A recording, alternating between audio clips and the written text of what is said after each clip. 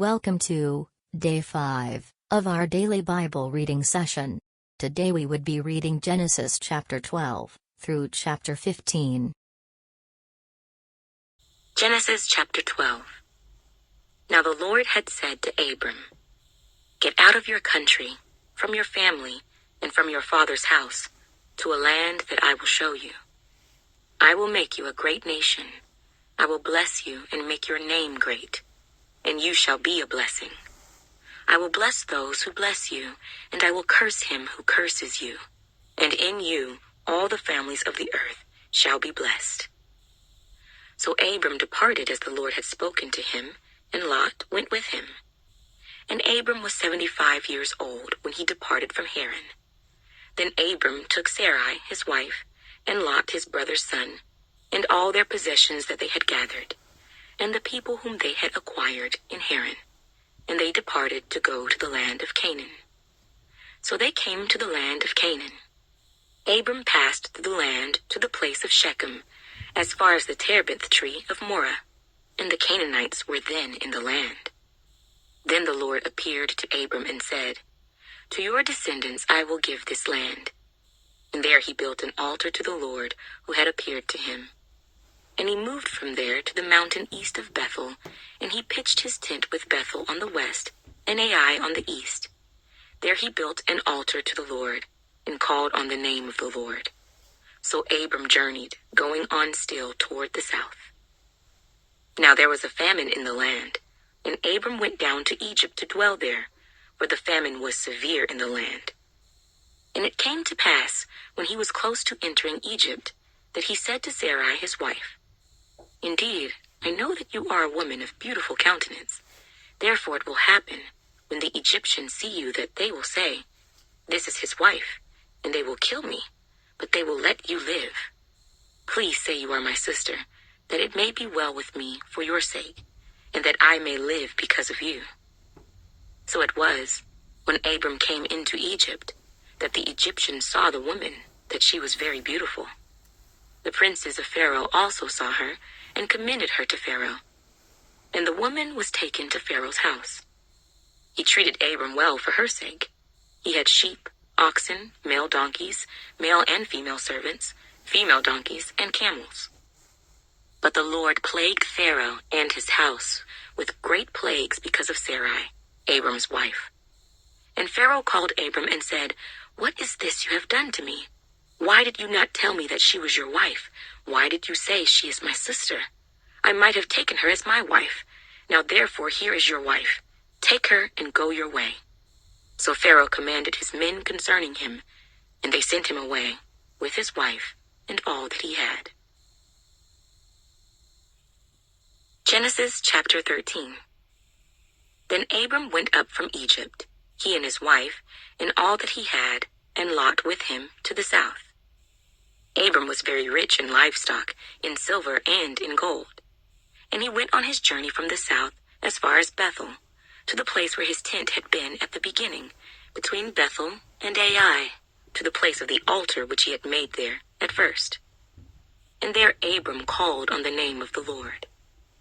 Lot also, who went with Abram, had flocks and herds and tents. Now the land was not able to support them, that they might dwell together, for their possessions were so great that they could not dwell together. And there was strife between the herdsmen of Abram's livestock and the herdsmen of Lot's livestock. The Canaanites and the Perizzites then dwelt in the land. So Abram said to Lot, "Please, let there be no strife between you and me, and between my herdsmen and your herdsmen, for we are brethren. Is not the whole land before you? Please separate from me. If you take the left, then I will go to the right. Or if you go to the right, then I will go to the left." And Lot lifted his eyes and saw all the plain of Jordan, that it was well watered everywhere, before the Lord destroyed Sodom and Gomorrah, like the garden of the Lord, like the land of Egypt, as you go toward Zoar. Then Lot chose for himself all the plain of Jordan, and Lot journeyed east, and they separated from each other. Abram dwelt in the land of Canaan, and Lot dwelt in the cities of the plain, and pitched his tent even as far as Sodom.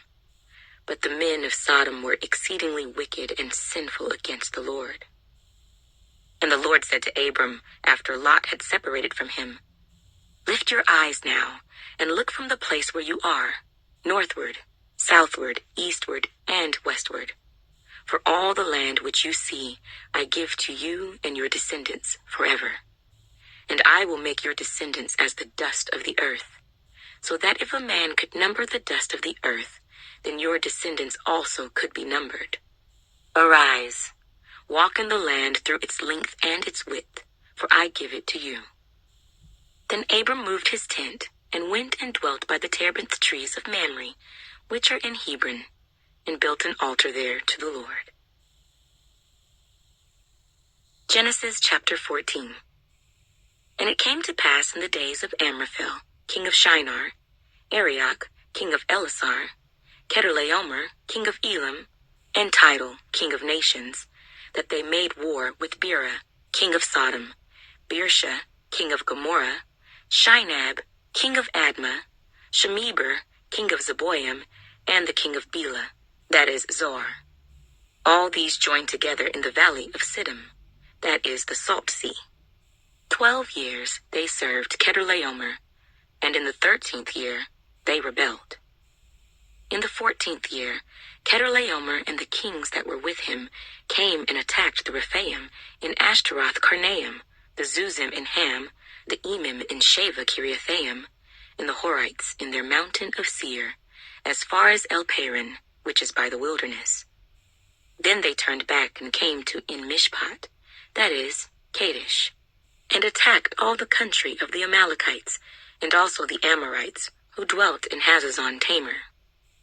And the king of Sodom, the king of Gomorrah, the king of Admah, the king of Zeboim, and the king of Bela, that is Zoar, went out and joined together in battle in the valley of Siddim against Chedorlaomer, king of Elam, Tidal, king of nations, Amraphel, king of Shinar, and Arioch, king of Elasar, 4 kings against 5. Now the valley of Siddim was full of asphalt pits, and the kings of Sodom and Gomorrah fled. Some fell there, and the remainder fled to the mountains. Then they took all the goods of Sodom and Gomorrah, and all their provisions, and went their way. They also took Lot, Abram's brother's son, who dwelt in Sodom, and his goods, and departed. Then one who had escaped came and told Abram the Hebrew, for he dwelt by the terebinth trees of Mamre the Amorite, brother of Eshcol, and brother of Aner, and they were allies with Abram. Now when Abram heard that his brother was taken captive, he armed his 318 trained servants who were born in his own house, and went in pursuit as far as Dan. He divided his forces against them by night, and he and his servants attacked them, and pursued them as far as Hobah, which is north of Damascus. So he brought back all the goods, and also brought back his brother Lot and his goods, as well as the women and the people. And the king of Sodom went out to meet him at the valley of Sheva, that is, the king's valley, after his return from the defeat of Chedorlaomer and the kings who were with him. Then Melchizedek, king of Salem, brought out bread and wine. He was the priest of God Most High, and he blessed him and said, "Blessed be Abram of God Most High, possessor of heaven and earth. And blessed be God Most High, who has delivered your enemies into your hand." And he gave him a tithe of all. Now the king of Sodom said to Abram, "Give me the persons, and take the goods for yourself." But Abram said to the king of Sodom, "I have raised my hand to the Lord, God Most High, the possessor of heaven and earth, that I will take nothing, from a thread to a sandal strap, and that I will not take anything that is yours, lest you should say, I have made Abram rich, except only what the young men have eaten, and the portion of the men who went with me, Aner, Eshcol, and Mamre. Let them take their portion." Genesis chapter 15. After these things the word of the Lord came to Abram in a vision, saying, "Do not be afraid, Abram. I am your shield, your exceedingly great reward." But Abram said, Lord God, what will you give me, seeing I go childless, and the heir of my house is Eliezer of Damascus?" Then Abram said, "Look, you have given me no offspring. Indeed, one born in my house is my heir." And behold, the word of the Lord came to him, saying, "This one shall not be your heir, but one who will come from your own body shall be your heir." Then he brought him outside and said, "Look now toward heaven and count the stars if you are able to number them." And he said to him, "So shall your descendants be." And he believed in the Lord, and he accounted it to him for righteousness. Then he said to him, "I am the Lord who brought you out of Ur of the Chaldeans to give you this land to inherit it." And he said, "Lord God, how shall I know that I will inherit it?" So he said to him, "Bring me a 3-year-old heifer, a 3-year-old female goat, a 3-year-old ram, a turtle dove, and a young pigeon." Then he brought all these to him and cut them in two, down the middle, and placed each piece opposite the other. But he did not cut the birds in two. And when the vultures came down on the carcasses, Abram drove them away.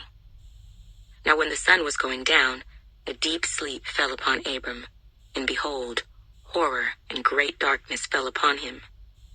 Then he said to Abram, "Know certainly that your descendants will be strangers in a land that is not theirs, and will serve them, and they will afflict them 400 years.